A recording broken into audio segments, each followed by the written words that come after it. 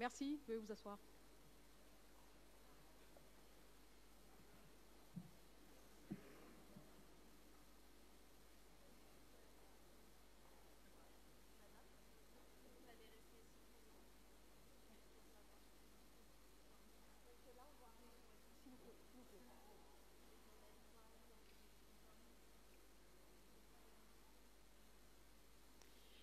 Excellences, Messieurs les présidents de la République démocratique du Congo, de la République française, bonjour et bienvenue à ce point de presse. Monsieur Macron, bienvenue encore une fois en RDC.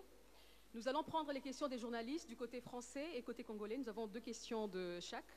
Mais avant cela, Monsieur le président de la RDC, Monsieur Félix Tshisekedi, vous venez de recevoir votre homologue français pour un tête-à-tête. Est-ce qu'on peut savoir quelles sont les conclusions de ces échanges et qu'est-ce qu'on peut dire sur la relation franco-congolaise? Où est-ce que nous en sommes? Merci, madame. Avant toute chose, je voudrais souhaiter la bienvenue au président de la République française, le président Emmanuel Macron. Cher Emmanuel, tu nous fais un grand plaisir de venir en ce moment à Kinshasa, capitale du pays où nous sommes victimes d'une agression injuste et barbare. C'est dans le malheur, dit-on, qu'on reconnaît les amis, et le président Macron est là pour ça. Les relations entre la République démocratique du Congo et la République française sont au beau fixe. Et après la discussion que nous avons eue, le président Macron et moi, je peux dire que nous avons tracé les pistes d'une coopération encore plus importante. Vous savez que le président Macron a dernièrement esquissé les grandes lignes de sa nouvelle vision de la politique française en Afrique.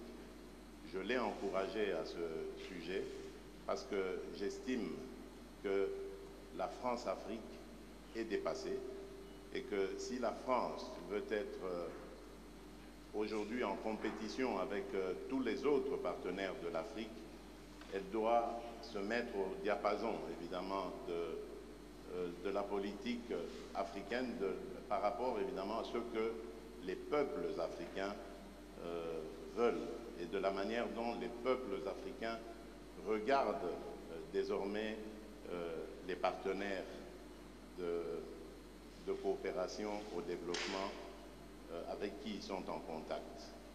Je me suis réjoui d'apprendre de la part du président français que cette approche est aussi la sienne et que je lui laisserai évidemment le soin de préciser cela et que moi j'allais dire cela va dans le sens évidemment des intérêts de l'Afrique. Pour ce qui est de ce que j'ai évoqué en entrée en matière, c'est-à-dire cette agression injuste et barbare, comme vous le savez, il y a eu un mini-sommet à Addis Abeba récemment, au cours duquel nous avons désigné le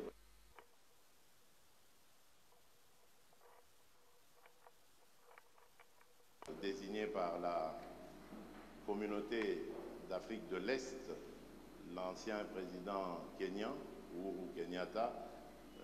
Nous leur donc avons confié la mission d'approcher les rebelles, les terroristes du M23 et le processus est en cours. Je n'en dirai pas plus. De mon côté, j'ai reçu des émissaires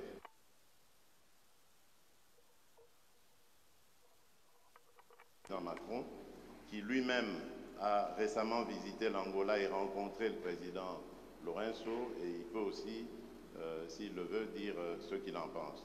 Moi, je reste, comme vous le savez, toujours sur ma position. Je demande à voir, parce que nous ne sommes pas au premier processus prêt. Les cessez-le-feu, nous les avons déjà décidé depuis le processus de Nairobi. Ensuite, il y a eu celui de Luanda, où il y a eu encore un cessez-le-feu plus un calendrier qui commençait le 25. Après le cessez-le-feu, il y avait le retrait jusqu'au 15 janvier, et puis ensuite le nous donnons la chance à la paix, car comme je vous l'ai dit, ma présidence, elle est destinée plutôt à favoriser la cordiale entente entre les peuples, à commencer par les peuples des pays voisins. Donc je ne mettrai jamais d'entrave à tout ce qui peut aller dans le sens de respecter ou de promouvoir plutôt le processus de paix et de stabilité dans la région.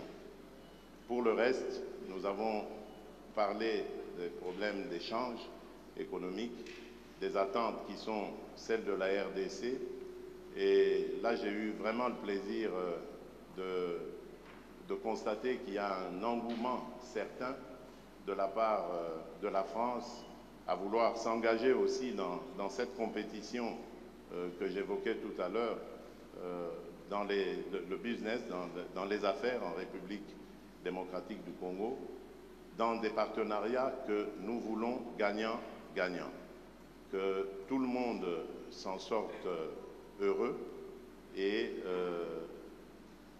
avec le sentiment d'avoir réalisé des partenariats qui sont satisfaisants. Nous avons évoqué également le problème des forêts. Il revient d'ailleurs de Libreville, où il a participé au sommet One Forest Summit. C'est un sommet qui a pris en compte, qui s'est plutôt attardé sur la forêt tropicale, la forêt du bassin du Congo, qui, comme vous le savez, aujourd'hui est le premier poumon de l'humanité et un atout formidable pour la lutte que nous menons tous contre le réchauffement climatique.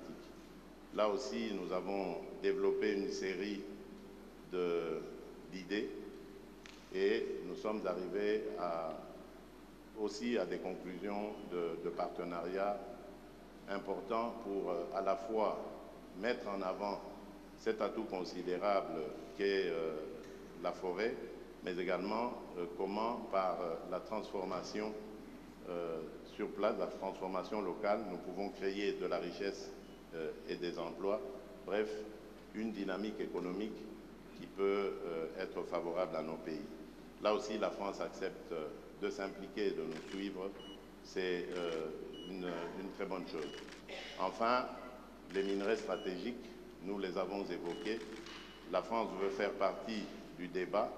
Ce qui m'a le plus intéressé, c'est ce partenariat qui va être conclu, je crois, avec la firme française BRGM, qui va nous apporter son savoir-faire et nous accompagner dans la certification de nos minerais, la cartographie, et plus tard, évidemment, ça nous aidera à pouvoir mieux exploiter ces domaines. Donc voilà en bref ce que nous avons passé comme sujet, et je peux dire en conclusion que la France revient en force en République démocratique du Congo. Nous espérons simplement que cela n'est pas juste un feu de paille et que ce sera vraiment un vrai départ à nouveau, parce que le président a fait d'ailleurs le constat qu'il n'y a pas beaucoup de firmes françaises en République démocratique du Congo en particulier, mais même aussi en Afrique en général, et qu'il serait temps que la France redevienne encore plus présente. Ce sera tant mieux pour nos relations, tant mieux pour les affaires, tant mieux pour l'emploi. Voilà, mesdames et messieurs, ce que je peux dire en substance, en attendant évidemment les questions des journalistes. Merci, je vous remercie. Président. Merci beaucoup. Monsieur le Président Macron, c'est votre première visite officielle en République démocratique du Congo, le plus grand pays de la francophonie. Mais vous arrivez quand même à un moment assez particulier où il y a une dégradation de la situation sécuritaire dans la partie est du pays. Quel serait votre premier message au peuple congolais qui vous suit en ce moment, pour ne pas dire celle de l'Est en particulier? Merci beaucoup, Madame. Monsieur le Président, cher Félix, Monsieur le Premier ministre, Mesdames et Messieurs les ministres, Mesdames et Messieurs les parlementaires, ambassadeurs, chers amis. D'abord, je veux dire combien je suis heureux d'être aujourd'hui pour ma première visite, en effet, en République démocratique du Congo, dans cette salle historique pour l'histoire de votre nation. Et après avoir accueilli comme invité d'honneur le Président, en particulier au Forum sur la paix en 2019, puis retrouvé lors du sommet sur le financement des économies en 2021, il était grand temps que, à mon tour, je vienne. Alors cette visite est la dernière étape, le point d'orgue en quelque sorte, d'une tournée de 4 jours qui m'a conduit de Libreville à Luanda, puis Brazzaville, jusqu'à vous, Kinshasa. Et c'est ici, en effet, que se jouent nombre de combats du siècle, y compris ceux que nous avons portés ces derniers jours, celui pour la forêt et justement ce trésor du bassin du fleuve Congo. Alors cette visite, vous l'évoquiez à l'instant, arrive à un moment particulier pour la République démocratique du Congo et j'en mesure toute la gravité. Elle intervient à un moment, vous l'avez dit, Président, où une région, un peuple, un pays, vit le nouvel acte d'une tragédie qui, depuis près de 30 ans, ne s'est jamais vraiment éteinte. Des centaines de milliers de Congolais revivent le cauchemar de la guerre, de la fuite, du dénuement absolu. Une ville, Goma, est à nouveau sous la menace d'une rébellion qui emprunte de nouveaux acronymes, aujourd'hui le M23, mais dont le visage et les soutiens extérieurs et l'agenda sont connus. La France ne s'est jamais résignée à une soi-disant fatalité de l'histoire et à ce que l'horreur de la guerre puisse se répéter. Parce que la guerre qui revient, c'est ajouter des morts aux morts et des drames aux drames. Et en disant cela aujourd'hui, je veux également pleinement mesurer le poids de l'histoire, les drames qui se sont joués dans votre pays, les crises et guerres précédentes, qui nécessiteront que la justice pour le temps présent et la justice pour les crimes passés puissent passer. Face à une histoire dont le nombre de victimes équivaut à celui des guerres mondiales que nous avons vécues, la France ne prétend pas, et je ne prétends pas, avoir seule une solution. La solution est dans un réveil collectif, dans la prise de conscience qui se joue ici, qui est l'affaire de tous et de toute la région. Et aux crimes et aux tragédies qui se déroulent sous nos yeux, nous ne devons pas ajouter l'oubli et l'abandon.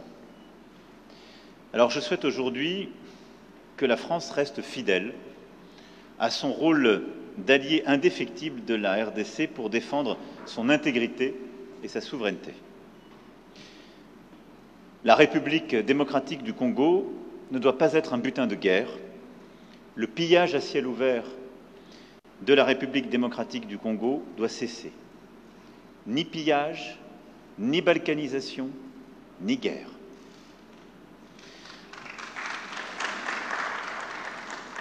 C'est le sens même de ma présence aujourd'hui, dire à tous qu'il ne peut d'ailleurs y avoir 2 poids, 2 mesures entre la tragédie qui se joue en Ukraine, sur le territoire européen, et celle qui se joue sur le sol africain. Et la solidarité ne saurait être à géométrie variable. Et à cet égard, je veux vous saluer, Monsieur le Président, pour la clarté de vos expressions et de vos votes à l'Assemblée générale des Nations unies quand il s'est agi de condamner l'agression russe et de défendre le droit international. Vous méritez la même clarté. Nous avons, au cours des derniers jours, écouté des acteurs humanitaires congolais et internationaux engagés sur le terrain. C'est la première réponse de court terme.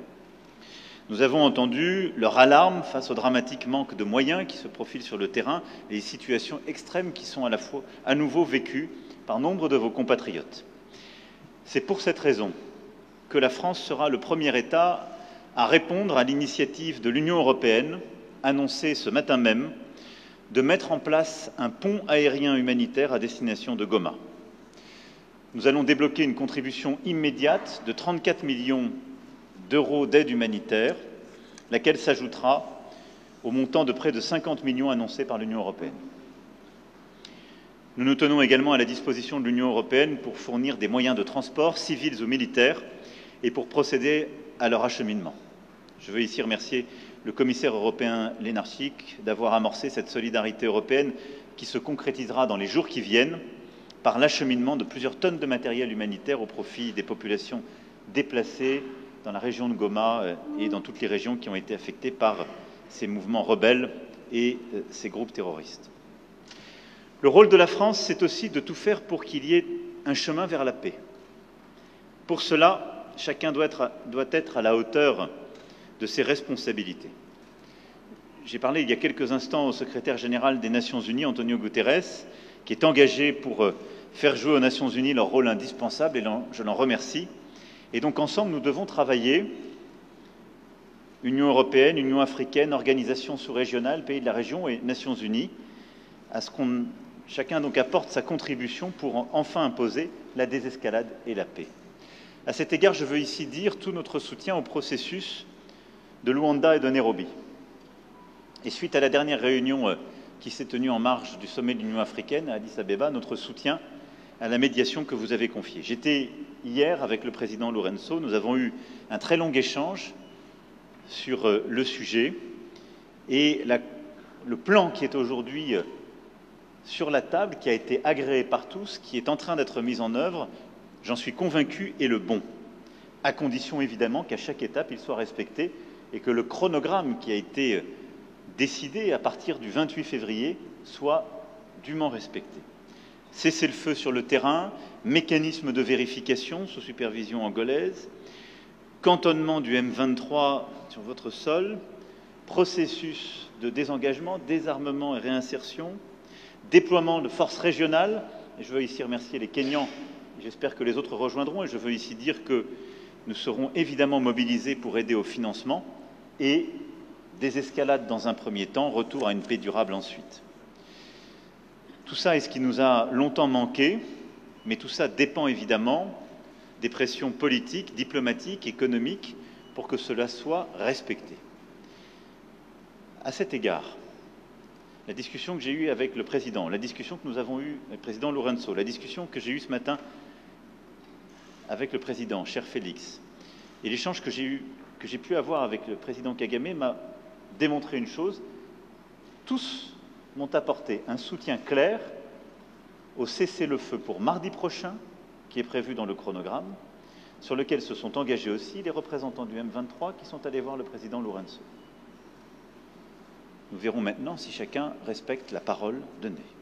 Mais si je dois retenir un seul motif d'optimisme, c'est que tous mes interlocuteurs adhèrent à ce plan porté par l'Angola, le Kenya, le Burundi, et je salue, cher Félix, le courage qui est le vôtre de donner une chance à ce plan et à la paix, avec une exigence légitime, c'est que tous ceux qui s'y engagent respectent la parole donnée, les rendez-vous, les dates et l'effectivité des choix pris et des promesses tenues. Il nous revient d'être collectivement à vos côtés pour faire la démonstration que ce choix est le bon. Ceux qui s'en éloigneront auront une responsabilité écrasante et s'exposeront à la sanction de l'histoire. Et dans une région où la France a su regarder en face son propre passé, nous savons combien ce poids de la sanction de l'histoire peut être accablant. Je le disais en ouverture de mon propos, cette visite en un moment de gravité est aussi une visite d'amitié, d'espoir, et le président l'a évoqué à l'instant. Et c'est un espoir légitime parce que vous êtes un grand pays, et nos deux pays ont en quelque sorte en commun aussi de voir grand. Et pour transposer un mot célèbre du général de Gaulle, le Congo ne peut être le Congo sans la grandeur. Et donc, aucun pays d'Afrique n'est plus doté que le vôtre de richesses de toutes sortes et une capacité à saisir un destin d'exception. C'est pourquoi nous souhaitons bâtir un partenariat nouveau sur plusieurs axes. D'abord, vous aider à la pleine souveraineté sur le plan sécuritaire et militaire. Nous sommes déjà les premiers partenaires en termes de formation militaire de la RDC. Nous souhaitons faire davantage parce que la condition pour qu'il y ait, dans la durée, la fin des pillages, la fin du risque de balkanisation que j'évoquais, c'est qu'il y ait le retour de l'État régalien et des conditions de cet État régalien partout sur le territoire. Nous souhaitons être des partenaires dans la durée ce travail. Formation, équipement, capacité à être à vos côtés, ça correspond au nouveau partenariat qui est le nôtre. Deuxièmement, c'est sur le terrain économique, vous l'avez dit. Nous allons cet après-midi, dans une conférence économique, illustrer ce que je disais lundi. Nous répondons aux demandes qui sont les vôtres. On ne vient pas plaquer des solutions. On vient avec des entreprises de toute taille, de tous ordres, et beaucoup d'entreprises nouvelles. Nous assumons d'être là, y compris pour défendre nos intérêts économiques, et on le fait en amenant avec nous toutes les compétences, et y compris les Européens. Et je me félicite que 2 commissaires européens seront à nos côtés cet après-midi. C'est pas simplement la France, mais la France et l'Europe, sur la base d'un partenariat équilibré et respectueux, et des services urbains si importants pour vous, on l'évoquait ensemble, du numérique jusqu'au domaine minier, où nous souhaitons travailler avec vous pour bâtir un cadre de confiance qui permettra une exploitation au service des Congolais, dans les meilleures conditions scientifiques, permettant justement la coopération et notre expertise. C'est, je crois, la clé de ce partenariat économique qui nous permettra aussi de faire mieux, parce que l'Afrique est un théâtre de compétition. Il faut que cette compétition se fasse dans un cadre loyal, qui serve les intérêts des populations, qui aide à lutter contre la corruption, mais où nous avons notre place à jouer, ni plus ni moins. Ensuite, après le sécuritaire et l'économique, c'est la science et la recherche. J'aurai cet après-midi l'occasion et l'honneur d'être reçu par le professeur Muyembe, découvreur du virus Ebola, dans ce fleuron de la recherche scientifique congolaise et africaine qui est l'Institut national de recherche biomédicale. Et je veux ici d'ailleurs rappeler combien la France a été engagée dans cette lutte contre le virus Ebola, avec les meilleures équipes de l'INSERM, de plusieurs de nos laboratoires, combien nos chercheurs, nos épidémiologistes sont venus. Yves Lévy avait eu cette mission confiée il y a quelques années ici même, et je veux saluer cette coopération, mais l'INRB dans le séquençage des virus les plus dangereux, dans la lutte contre la pandémie de Covid-19, dans la formation d'étudiants venus de toute l'Afrique, prouve tout ce qu'on peut accomplir quand notre coopération se donne les moyens. Et sur ce modèle qui est un fleuron de la coopération franco-congolaise, je souhaite qu'on aille beaucoup plus loin, et la ministre de l'Enseignement supérieur et de la Recherche pourra illustrer cette volonté dans de nombreux domaines d'échanges scientifiques et universitaires.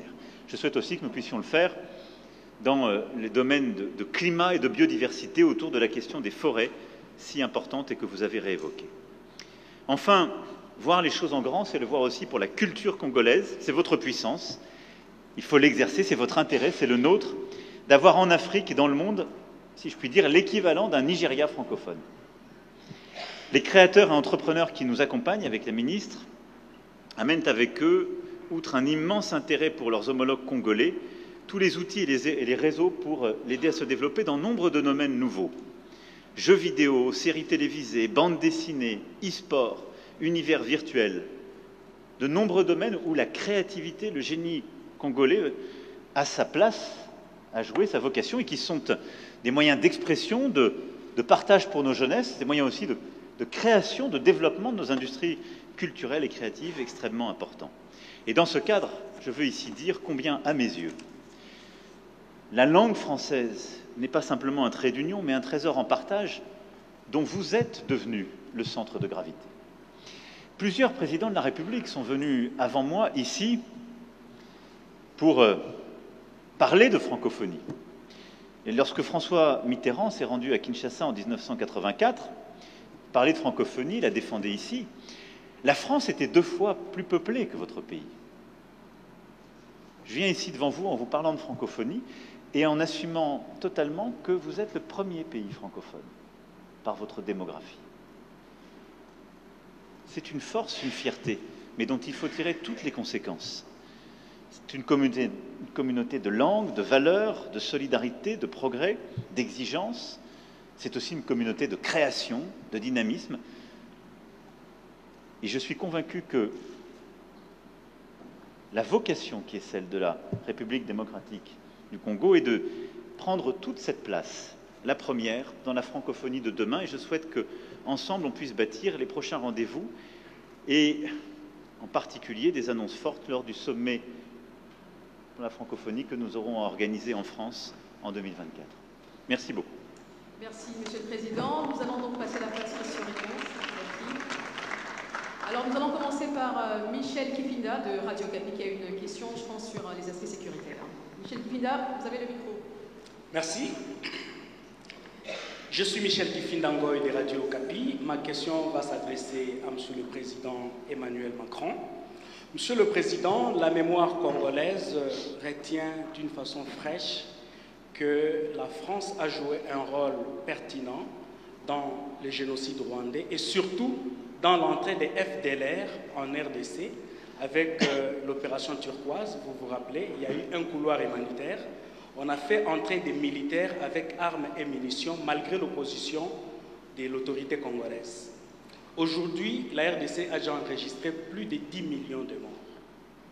On est victime de notre solidarité. Comment la France compte-t-elle résoudre personnellement, puisque vous étiez là et c'est vous qui avez fait entrer ces militaires, cette problématique de la sécurité dans l'Est, et comment comptez-vous réparer le préjudice causé à la population congolaise? Ça, c'est le premier aspect de ma question.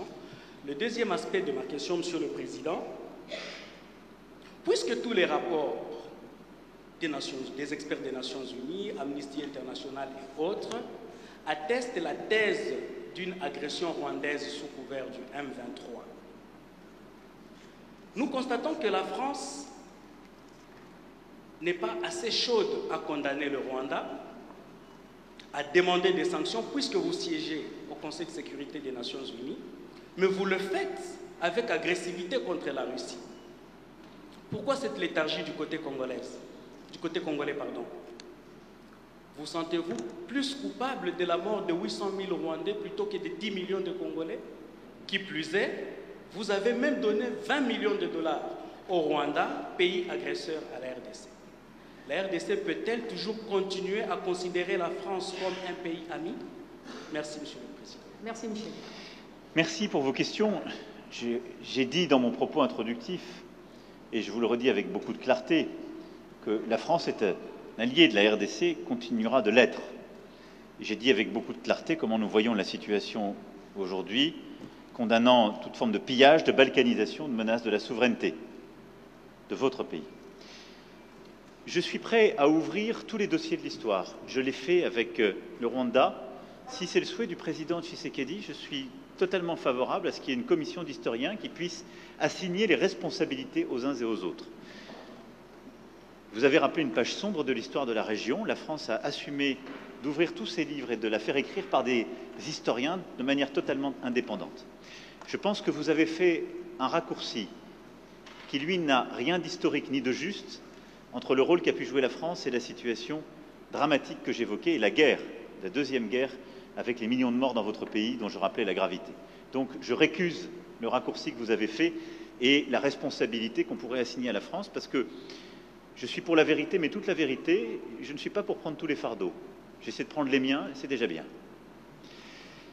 Donc, oui, pour une commission d'historiens, pour faire ce travail, s'il semble utile au président, et donner les faits. Ensuite, soyons clairs, quelle est la situation depuis 1994 ? Plusieurs pays de la sous-région, il n'y en a pas qu'un, plusieurs, sont rentrés dans votre pays, et plusieurs groupes rebelles y ont prospéré, captant d'ailleurs beaucoup de richesses minières économiques qui devraient revenir à votre peuple. Et depuis 1994, et ce n'est pas la faute de la France, pardon de le dire dans des termes aussi crus, vous n'avez pas été capable de restaurer la souveraineté, ni militaire, ni sécuritaire, ni administrative de votre pays. C'est aussi une réalité. Il ne faut pas chercher des coupables à l'extérieur de cette affaire. Et donc, on en est dans cette situation qui a conduit à des drames absolus, à cette deuxième guerre, à des millions de morts, qu'on ne doit pas oublier, à la nécessité aussi, ce qui est une responsabilité qui doit se faire ici, ce n'est pas la France ou d'autres de le faire, de mettre en place une vraie justice, une justice transitionnelle, qui est la clé pour que celles et ceux qui parfois ont tué soient jugés. Et parfois, ils évoluent encore, ils sont là, ils sont encore avec des responsabilités. Comment voulez-vous qu'il y ait une paix durable et de la confiance dans un pays quand la justice n'est pas passée? Ne demandez pas, n'accusez pas la France pour quelque chose qui dépend de vous, là. C'est une réalité aussi.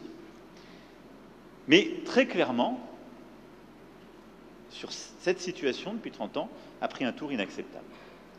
Donc voilà, oui pour faire la vérité sur l'histoire, non pour prendre tous les fardeaux, et si on est clair, soyons clairs jusqu'au bout et assignons toutes les responsabilités, y compris les responsabilités congolaises, y compris les responsabilités de la sous-région. Bâtissez une armée solide, construisez la sécurité et le retour de l'État partout sur le territoire, faites passer la justice transitionnelle pour que vous n'ayez pas des coupables et des criminels de guerre encore en responsabilité ou sur le terrain, soyez intraitables avec tous les voisins de la région quand ils viennent vous piller et nous serons à vos côtés. Je ne peux pas être plus clair sur ce sujet. La clé dans la durée, on l'évoquait avec le président Tshisekedi. C'est très clairement d'avoir la capacité de tenir tout le territoire et un discours de vérité avec toute la sous-région, parce qu'on ne peut pas rester sur un modèle économique qui consiste à ce que des ressources soient prises ici pour permettre, en quelque sorte, la stabilité économique de voisins. À ça s'ajoute un devoir aussi qui est de répondre à la menace terroriste. Je l'évoquais tout à l'heure rapidement. Les ADF sont des groupes qui n'ont pas de proxy régionaux. Ce sont des groupes terroristes sur votre sol qui menacent la stabilité et qui peuvent s'étendre, on l'a vu dans d'autres régions africaines, avec des conséquences terribles. Et ces mouvements terroristes islamistes, il faut aussi les combattre, c'est une question de sécurité nationale. Ensuite, pour ce qui est du M23 et des sanctions, j'ai toujours été très clair, et la France a constamment condamné le M23 et tous ceux qui le soutiennent. Et je suis ici pour que chacun prenne ses responsabilités, y compris le Rwanda. Aujourd'hui, la région assume ses responsabilités en mettant un plan de désescalade sur la table. Il est à ses premiers pas. D'abord, il marque une convergence entre des mécanismes qui étaient séparés jusqu'alors.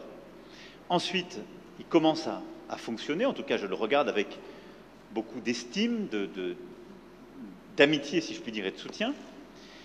Et nous sommes d'accord, y compris avec le président Tshisekedi, pour appliquer ce plan et donner une chance à la paix. Donc nous avons une opportunité de résoudre, je l'espère, la question du M23. Nous avons aussi l'opportunité de traiter, ce faisant, si ce plan avec son chronogramme sont appliqués, enfin la question des FDLR. Donc je vais être très clair, ce n'est pas aujourd'hui qu'on doit tout bousculer. Aujourd'hui, il faut donner une chance à ce plan, à la médiation angolaise, à l'engagement des uns et des autres résultats. Mais je serai tout aussi clair. Ceux qui feront obstacle à ce plan, et on le verra sur le terrain, puisque dans le cadre de la médiation, il y a un mécanisme de vérification sous pilotage angolais, qui pourra dire qui respecte, qui ne le respecte pas, avec des observateurs indépendants. Ceux qui feront obstacle à ce plan savent à quoi ils s'exposent, y compris à des sanctions. Merci. Alors, nous avons Madame Leroux, Valérie, de l'Agence française de presse, AFP. Oui, la première question s'adresse à Monsieur le Président Tshisekedi. Êtes-vous satisfait des annonces qui ont été formulées par votre homologue français et considérez-vous que la France a clarifié sa position sur la situation dans l'Est du pays comme les Congolais le réclamaient? La deuxième question est pour Monsieur le Président Macron. Vous êtes aujourd'hui à Kinshasa dans un pays qui se prépare à une échéance électorale importante à la fin de l'année. Craignez-vous, comme un de vos ministres des Affaires étrangères a pu le formuler dans le passé, qu'il y ait de nouveaux compromis à l'africaine pour la prochaine élection à venir, comme cela avait été formulé lors de l'annonce de la victoire de M. Tshisekedi? Et toute petite question supplémentaire, Monsieur Macron, vous avez beaucoup insisté durant votre tournée sur la fin de la Centrafrique, de la France-Afrique, pardon, excusez-moi. Votre visite hier à Brazzaville et les images du président français aux côtés de son homologue Sassou Nguesso ont été interprétées par beaucoup comme une forme de reliquat du passé. Est-ce qu'à ce jour, on peut dire que la réalité impose peut-être de maintenir, de garder certaines pratiques du passé? Bien. Merci, Madame. Les annonces du président français, bien évidemment, sont satisfaisantes, mais c'est encore sur le plan théorique. Il faut attendre de voir la pratique. Nous remercions la France et l'Europe pour ce soutien combien important à apporter aux déplacés de guerre, à nos compatriotes déplacés de guerre.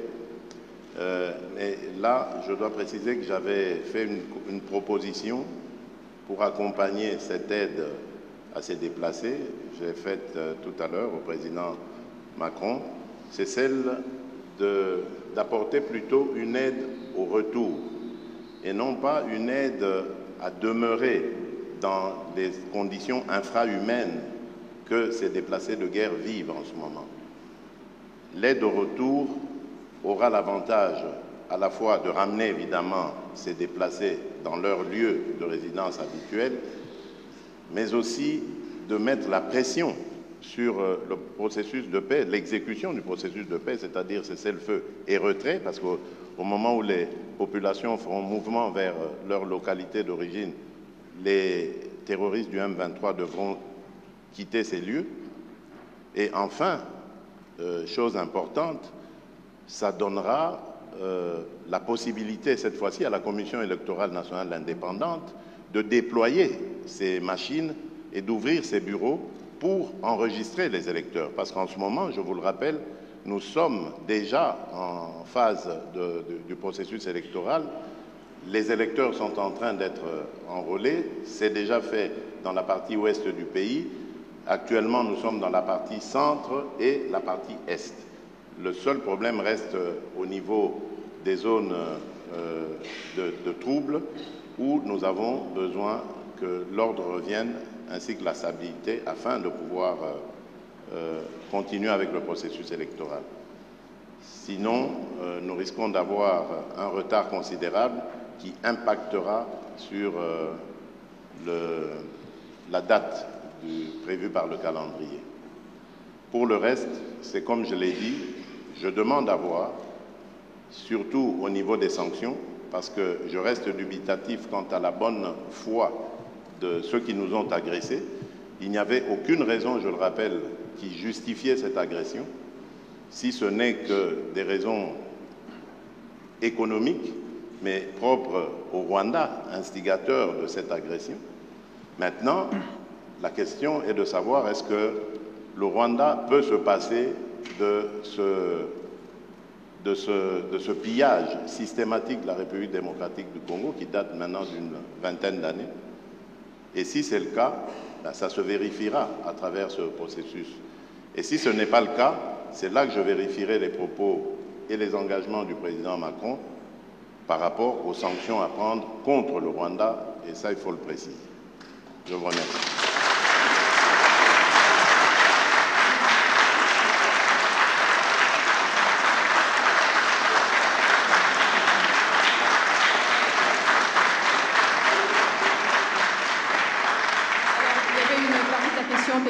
Au président Macron. Alors, je veux d'abord peut-être dire très clairement que j'ai expliqué la position de la France. Nous avons pris des engagements humanitaires et politiques très clairs, y compris d'ailleurs sécuritaires. Mais ce n'est pas la France qui apportera la solution. Et je le dis ici avec beaucoup de clarté et d'humilité. Et je pense que c'est à la fois l'honnêteté et c'est la condition pour pouvoir être heureux. Parce que si on attend trop de quelqu'un ou si on arrive là dans le sentiment qu'on pourrait résoudre tous les problèmes, on finit tous malheureux. Ce n'est pas vrai. Bon, ensuite, je l'ai dit au président, moi je soutiens le processus. Je fais confiance aussi à l'engagement du président Lourenço. Et j'espère en quelque sorte ne pas avoir à aller jusqu'aux sanctions, parce que ça voudra dire que le chemin aura été respecté. Et je pense que tous ici dans cette salle, c'est ce que vous préférez. Parce que c'est ça qui permet d'éviter la guerre et de recouvrer une situation de stabilité. Enfin, sur les questions humanitaires, je voudrais distinguer deux choses. Il y a le pont humanitaire qu'on a décidé qu'on va financer de court terme, et il faut le faire parce que c'est livrer du matériel médical, de quoi se nourrir dans des situations d'urgence.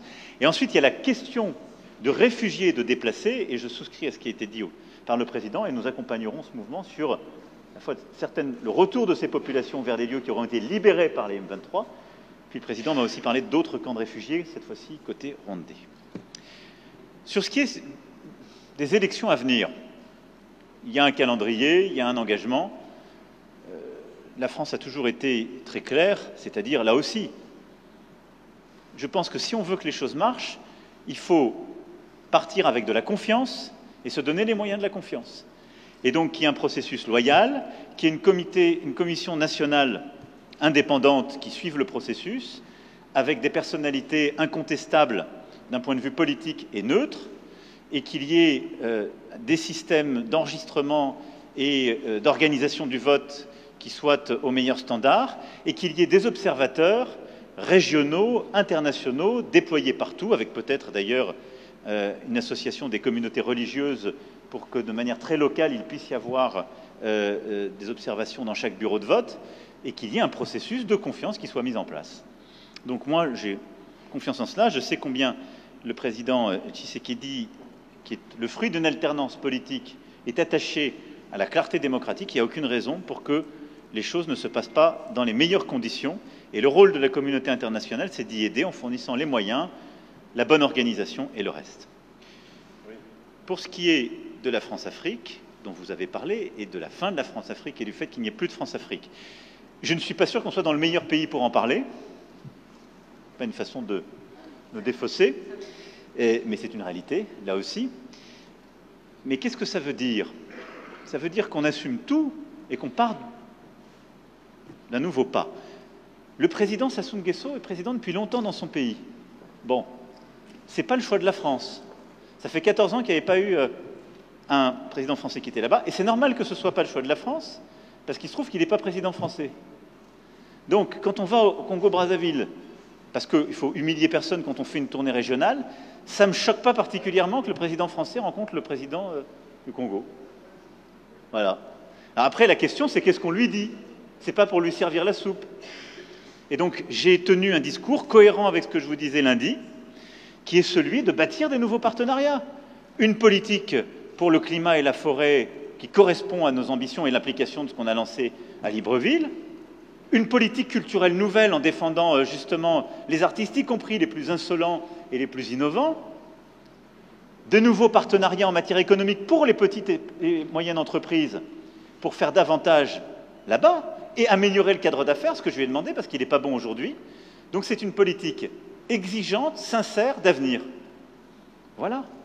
Mais si on se met en quelque sorte dans une situation qui consiste à dire partout où il y a des dirigeants qui ne sont pas élus aux meilleurs standards démocratiques ou ceux qui nous plaisent, ou qui sont là depuis trop longtemps, il n'y a plus de déploiement de la France ou de partenariat, bah vous serez les premiers à m'expliquer le lendemain qu'il n'y a plus de politique de la France du tout et qu'il n'y a plus de présence de la France. Donc, on fait avec les dirigeants qui sont là, avec respect. Donc, il y a du respect, on l'en doit à la fois au président Sassou Nguesso et à son peuple. On le fait en constatant nos accords et nos désaccords et en essayant de bâtir une politique d'avenir et en disant ce qui ne va pas quand ça ne va pas, ce que j'ai fait hier. Donc je pense que c'est cohérent. Mais c'est exigeant. C'est le fruit de... C'est le propre exactement de ce que nous sommes en train de faire avec le continent africain. Je pense qu'il le mérite parce que c'est un immense continent d'avenir avec lequel on a une histoire plurielle, si je puis utiliser ce terme, multiple, mais qui est un continent que j'aime. Merci Voilà. beaucoup. Monsieur le Président, vous avez une réaction par rapport à la question qui a été posée? Oui, je voulais réagir par rapport à cette question sur le compromis à l'africaine, enfin ce petit commentaire, pour dire que, voyez-vous, madame, c'est justement ça qui doit changer dans nos rapports avec la France en particulier, mais l'Europe en général, l'Occident. Votre façon de voir les choses lorsqu'elles se passent en Afrique.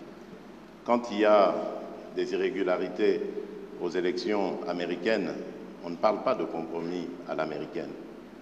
Lorsqu'en France, il y a plusieurs années maintenant, lors des années Chirac, il y a eu un scandale sur des électeurs décédés qu'on a fait voter, on ne parlait pas de compromis à la française. Je crois qu'il doit y avoir du respect dans la considération que nous avons les uns envers les autres.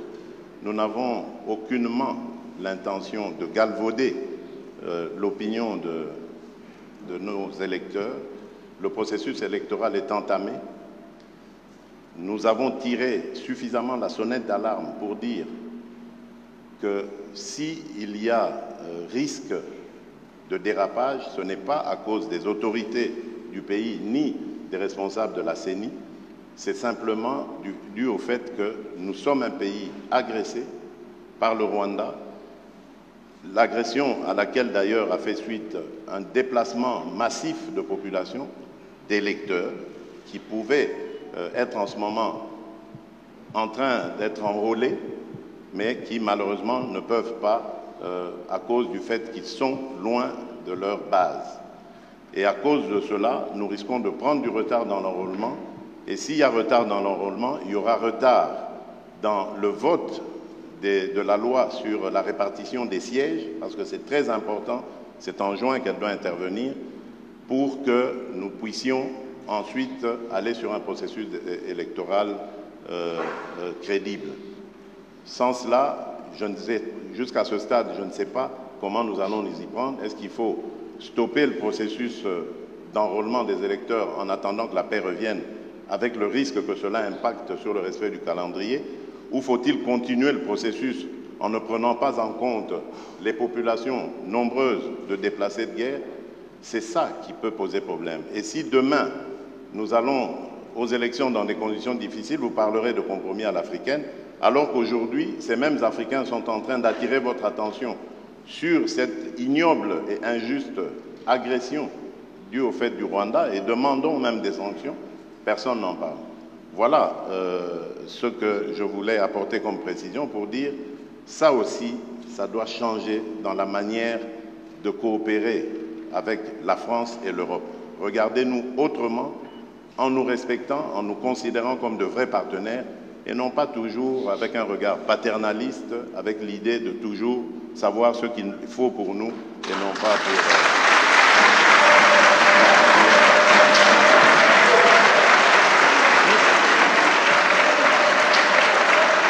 Voilà, merci.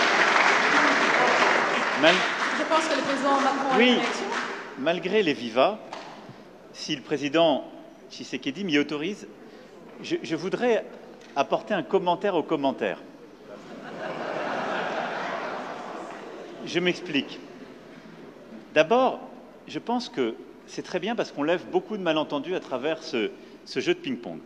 D'abord, je veux que vous sachiez que quand il y a des problèmes électoraux aux États-Unis d'Amérique ou en France, la presse française en parle. Elle les dénonce, elle l'explique, elle s'en saisit, et elle en parle de manière aussi intraitable qu'elle le fait quand elle parle de vous. Donc il n'y a pas de double standard. Ce qui serait inquiétant, c'est si la presse française n'en parlait pas pour vous, mais elle en parle aussi pour nous. Mais pas de compromis. Non, mais elle parle de tout, elle parle de malversation quand il y en a. Elle parle beaucoup plus, elle va beaucoup plus loin, il n'y a pas de sujet. Elle essaie de dire la vérité, c'est le travail d'une presse indépendante. Et donc, il ne faut pas être choqué que la presse, quand elle a écho, quand elle entend des oppositions qui disent qu'il y a des problèmes, vous pose la question. Ce serait un double standard si elle disait « on est en Afrique, donc on ne pose même pas la question, ce n'est pas un sujet ». Non, elle pose la question, mais elle le fait aussi chez nous. Chez nous. Et il se trouve que chez nous, quand il y a des malversations politiques, je ne voudrais pas que des malentendus s'installent, y compris quand on fait référence au président Chirac, il y a des procès qui sont faits. Et les gens sont condamnés, parce qu'il y a une justice indépendante. Donc il y a une presse indépendante et une justice indépendante. Ça crée une démocratie qui est parfois vibrante. Alors je ne dis pas que c'est... on se fait attaquer, mais c'est très bien. Ça permet des alternances démocratiques et ça permet de bâtir par cette maïotique une vérité. Ça, c'est la première chose. Ne croyez pas qu'il y a un double standard, ça n'est pas vrai. Ne croyez pas que ce soit de l'irrespect, ça n'est pas vrai, parce que les journalistes français, européens, américains, posent les mêmes questions à leurs dirigeants chez eux. La deuxième chose, et ça me permet d'insister, parce que le président a parlé de la France en répondant à la question. Quand un ou une journaliste française pose une question, ça n'est pas le gouvernement de la France. Et c'est bien comme ça. Mais il ne faut pas tout confondre. Parce que, non, mais ce n'est pas une position de la France. Je faisais allusion... Parce qu'il n'y a pas de... il y en a eu... Je faisais allusion au propos de Le Drian. Lui, il est officiel français. Oui, mais... Le compromis à l'africaine, c'est Le Drian, ce n'est pas la journaliste. C'est exact, mais ce compromis... Mais cette formule, Président, on sait d'où elle est sortie et on sait le contexte électoral. Non, mais on sait le contexte électoral. Et il n'y avait pas de caractère de mépris dans la formule de Jean-Yves Le Drian. À Nairobi, d'ailleurs, grâce à toi, on a pu s'expliquer avec lui. Et la France a beaucoup œuvré, vous le savez ô combien, pour qu'il y ait alors une alternance, qui n'aurait pas été à ce moment-là un mécanisme spontané. Je ferme cette parenthèse, mais je voulais faire cette précision. Pardon. Merci, très bel échange. Alors, je pense qu'on va peut-être réduire la phase questions-réponses. Il nous en reste 2. Alors, messieurs les journalistes, vous ne posez votre question que si elle n'a pas encore été posée ou s'il n'y a pas eu de réponse apportée. Alors, on va prendre une autre question congolaise. Messieurs Patient Ligodi de Actualité.cd. Il est par là. Merci beaucoup. Au président Emmanuel Macron, je suis désolé de revenir là-dessus. En décembre dernier, la secrétaire d'État Chrysoula Zakoropoulou a ouvertement condamné au nom de la France le soutien apporté par le Rwanda au M23. 3 mois plus tard, qu'est-ce qui fait qu'au plus haut niveau, vous n'arrivez toujours pas à le faire? Pourquoi la langue lourde sur cette question? Monsieur le Président, pourquoi le mot agression est considéré comme un mot tabou? Votre homologue juste à votre côté l'a prononcé 6 fois, j'ai compté. Pourquoi avez-vous du mal à nommer l'agression rwandaise alors que tous les rapports indépendants le disent et le prouvent? Vous avez tout à l'heure parlé des discours de vérité. Alors le peuple congolais voudrait également entendre cette vérité de votre bouche, l'agression rwandaise. Au président Tshisekedi, Excellence, n'avez-vous pas l'impression d'être pris au piège par l'EAC et à tous ces processus? 3 calendriers de retrait. Toujours rien. Comment sortir de ces pièges alors que le mandat offensif de la force régionale est bien clair? Merci. Tu commences peut-être? J'en ai 70. Être pris au piège, je ne pense pas. D'abord, lorsque la République démocratique du Congo a décidé d'adhérer à l'EAC, ce n'était pas pour des problèmes sécuritaires. Au contraire, c'était pour des problèmes d'avantages douaniers. Je vous rappelle ici que la majeure partie de nos compatriotes vivant à l'Est, les opérateurs économiques, j'entends, et même bien d'autres dans d'autres secteurs, travaillent souvent avec les pays d'Afrique de l'Est. Et lorsqu'il y a importation de denrées de tout genre, c'est par les ports de Mombasa et de Dar es Salaam principalement que cela vient. Et donc, nos opérateurs économiques n'étaient pas dans les mêmes conditions de concurrence que leurs homologues des pays voisins. Et ça avait un impact négatif pour notre économie parce qu'ils étaient obligés à ce moment-là de migrer vers ces pays, de vivre là-bas et donc de faire gagner plus de ressources à ces pays-là qu'à la République démocratique du Congo. Donc ça, ce n'est que pour l'aspect économique. Il y en a bien d'autres qui ont milité à ce que nous prenions la décision d'adhérer à cette communauté. Et puis, vu la taille de la République démocratique du Congo qui se situe au centre de l'Afrique, ça aurait été une opportunité formidable, surtout en ce qui concerne aujourd'hui la zone de libre-échange continentale, l'intégration de l'Afrique. Ça aurait été une opportunité formidable d'adhérer, et ça l'est, c'est une opportunité formidable parce que ça nous permet d'être au cœur de tous ces échanges entre l'océan Indien et l'océan Pacifique. Donc il faut regarder notre adhésion à la communauté d'Afrique de l'Est de cette manière-là. Malheureusement, entre-temps, par accident ou par velléité hégémoniste ou de pillage de nos ressources, le Rwanda nous fait la guerre, mais cela ne doit pas remettre en cause toute la raison d'être de notre adhésion dans cette communauté. Alors, maintenant, lorsque vous me parlez de piège, je ne suis pas d'accord avec ça. Parce que d'abord, les forces kenyanes se sont déployées, comme elles s'étaient engagées de le faire, c'est le cas aujourd'hui. La difficulté, et j'en conviens avec vous, lorsque vous parlez de sorte d'attitude bizarre de la part de la communauté de l'Afrique de l'Est, la difficulté aujourd'hui, c'est de passer à la contrainte, comme ça avait été le cas. Mais vous savez, la contrainte, c'est la guerre. La guerre, on sait quand on la commence, on ne sait pas quand on la termine. Vous avez plusieurs exemples dans le monde aujourd'hui. Et je crois que ces pays veulent donner la chance à la paix, mais alors jusqu'au bout. Et c'est notre cas aussi, nous, République démocratique du Congo, qui sommes les plus concernés par cette agression. Parce qu'à cause de cette agression, nous sommes obligés aujourd'hui de consacrer nos ressources à renforcer les capacités de notre armée, alors qu'on pouvait continuer avec notre programme de développement local des 145 territoires, avec le financement de la gratuité de l'enseignement, avec le financement de la gratuité et de la couverture santé universelle. Donc voilà, je peux continuer comme ça, des tas de projets sur lesquels nous étions engagés et que nous sommes maintenant obligés d'arrêter parce qu'il faut se consacrer à la sécurisation de nos populations et de notre territoire. Et donc c'est d'abord l'affaire des Congolais avant d'être celle de nos voisins. Nos voisins viennent en aide à ce que nous recouvrions la paix et j'espère qu'ils auront raison.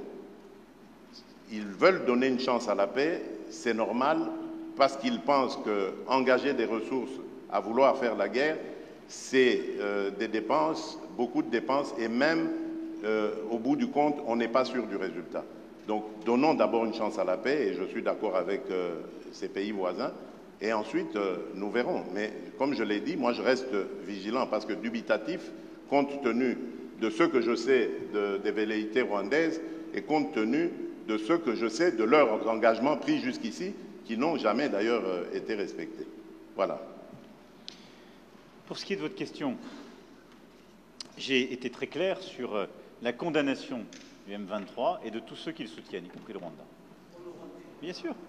Donc, je ne peux pas être plus clair que ça. Après, ce n'est pas une question de dénonciation. Je l'ai fait. Nous l'avons fait depuis des mois. Parler d'agression, on l'a fait par des groupes.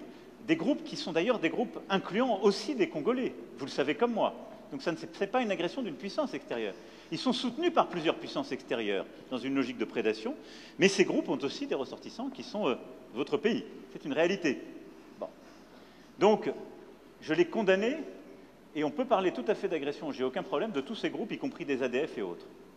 Et la France est un soutien et un allié de la RDC contre à la fois ces pillages, cette volonté de balkanisation. La question qu'il y a derrière ce que vous me demandez, c'est de savoir si on veut passer un cran supplémentaire, elle est tout de suite aux sanctions. J'ai répondu de manière très claire tout à l'heure. Nous dénonçons, nous condamnons, nous accompagnons le processus de médiation régionale, mais au moment où, pour la première fois depuis des mois, alors que jusqu'alors ces processus avaient été mis en échec par des refus de délivrer des visas pour permettre, par exemple, au M23 de bouger, ça a été fait, ils ont pu aller à Luanda. Il y a un processus qui avance. On a un rendez-vous mardi, je serai intempestif à vous dire il faut tout de suite sanctionner. Donc je vous l'ai dit, moi, je fais confiance à ce processus parce que je pense qu'on peut se faire plaisir, on peut faire de l'escalade de tribune ici devant vous. Mais demain, c'est quoi l'alternative au plan de paix régional? C'est la guerre. Est-ce que je souhaite la guerre pour vous? Non. Donc je souhaite défendre ce plan de paix régional qui me paraît sérieux, crédible et qui engage toutes les forces de la région. Parce que je n'ai pas trouvé de solution plus intelligente et plus crédible. Et donc dans ce cadre, je préfère faire confiance avec exigence, dire ce que nous attendons du Rwanda et des autres voisins, c'est de s'engager et de respecter les rendez-vous qu'ils se donnent, sous la supervision des médiateurs, et s'ils ne respectent pas, alors oui, il doit y avoir des sanctions. Je vous le dis très clairement. Mais au bon moment et en fonction du processus qui a été décidé par votre président et ses homologues à Addis Abeba et qui est sous cette médiation angolaise. Alors la dernière question est de Madame Méral Christelle de France Télévisions. Bonjour, Christelle Méral, donc France Télévisions. La question s'adresse au président français.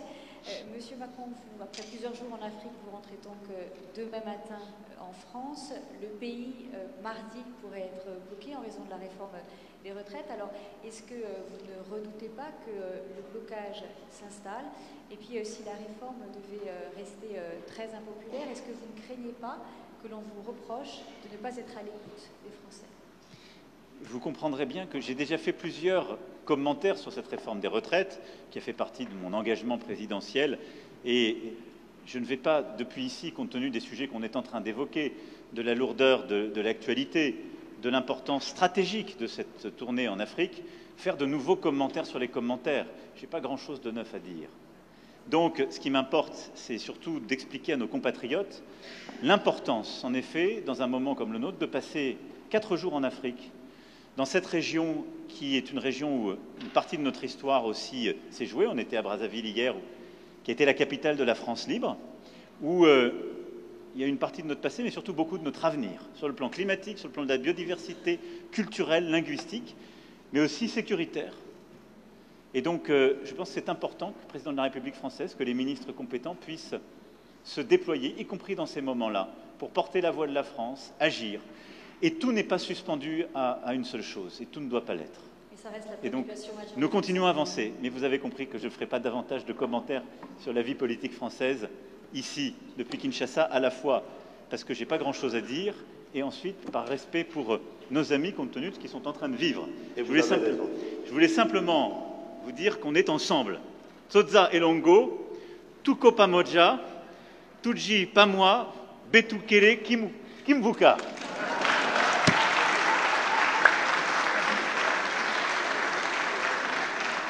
Merci beaucoup, Vos Excellences, Monsieur le Président de la RDC de la France. Vous êtes prêts à ce jeu de questions-réponses. Merci à tous. Restez assis, s'il vous plaît.